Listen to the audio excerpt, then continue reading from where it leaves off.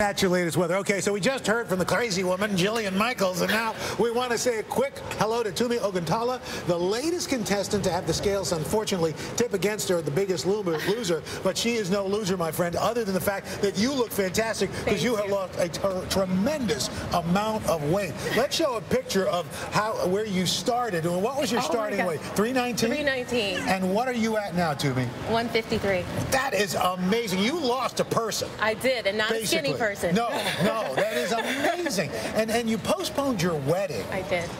To go through this. Why did you do that?